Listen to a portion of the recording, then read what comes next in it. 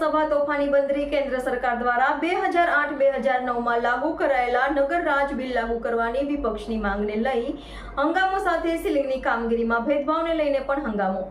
વિપક્ષ અને શાસક પક્ષ આમને સામને. વિપક્ષ નેતાને સસ્પેન્ડ કરવામાં આવ્યા. રિપોર્ટર નૈતિક રેશમવાલા, NN ન્યૂઝ, સુરત.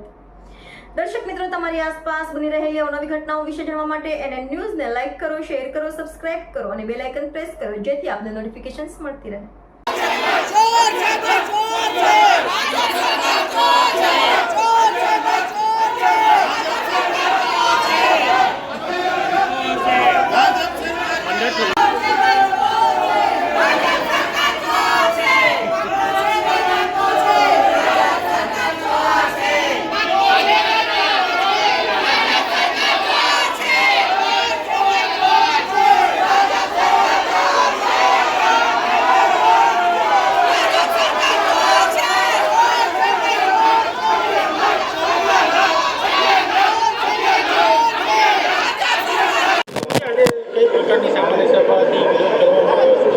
જે આજની સામાન્ય સભાની અંદર ભારતીય જનતા પાર્ટીના શાસકો દ્વારા જવાબ નહીં આપી શકાતા પહેલાં તો પહેલી સભાની અંદર મને સસ્પેન્ડ કરવામાં આવી અને સાથે સાથે જ્યારે અમારા નગરસેવકોને પ્રશ્નો હોય અથવા પૂછવું હોય, કોઈ પણ વિષય પર ચર્ચા કરવી હોય એ ના થાય એના માટે મેયર પણ ડરપોક છે, બધા શાસકો પણ ડરપોક છે.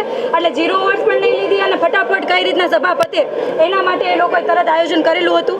અને 0 અવર્સમાં જ્યારે મને બોલવાની તક આપી અને મેં બોલવા ઊભી થઈ ત્યારે મેં આપણા જે 2008-2009ની અંદર કેન્દ્ર સરકાર દ્વારા નગરરાજ બિલનો જે કાયદો મંજૂર કરવામાં આવ્યો હતો અને ત્યારબાદ ગુજરાત સરકારે થોડા મહદ અંશે એને મંજૂર કરીને અહીંયા ઇમ્પ્લિમેન્ટ કર્યું હતું, અપ્લાય કરેલું હતું, જેની થકી વોર્ડ સમિતિઓ બનાવી હતી. એટલે અમારી માંગણી એવી હતી કે નગરરાજ બિલ ખરા અર્થની અંદર લાગુ કરવામાં આવે, જેથી આખા સુરતની તમામ સોસાયટીના લોકો, પ્રમુખો એમાં પ્રતિનિધિત્વ કરી શકે, જે ગેરરીતિઓ થાય છે એની સામે ડાયરેક્ટ અવાજ ઉઠાવી શકે.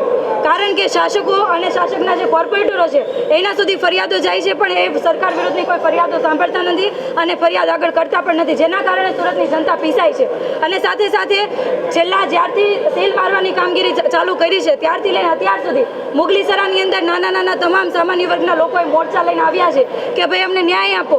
કેમ માત્ર સીલ મારવાની જે કાર્યવાહી છે નાના લોકો અને સામાન્ય લોકો પર કરવામાં આવી? કેમ કોઈ બિલ્ડરને ત્યાં સીલ નથી લાગવામાં આવ્યું? ટેમ્પરરી સ્ટ્રક્ચરની વાત કરીએ તો માત્ર ને માત્ર 150 પરમિશન છે જે કાયદેસર છે અને 80,000થી પણ વધારે ગેરકાયદેસર ચાલી રહ્યા છે. તો કયા કારણોસર કયા નેતાને આપતા જાય છે, કયા નેતાના કહેવાથી આ ટેમ્પરરી સ્ટ્રક્ચર ચાલે છે? તમામ લોકો જે કોઈ મોરચો લઈને આવે છે તમામ લોકોની માંગણી એટલી જ છે કે સુરતના લોકો, સુરતની જનતા, નાના હોય કે મોટા હોય, શાસકો માટે બધા એક સમાન હોવા જોઈએ. કાયદો બધા લોકો માટે એક સમાન હોવો જોઈએ. પરંતુ જે ભાજપ દ્વારા જે ભેદભાવની નીતિ કરવામાં આવે છે આ નીતિ બિલકુલ યોગ્ય નથી અને એ બાબતે અમે શાસકોને રજૂઆત કરી કે આ ભેદભાવની નીતિ જો કરવામાં આવશે તો અમે સતત લોકોને સાથે રાખીને વિરોધ કરતા રહીશું.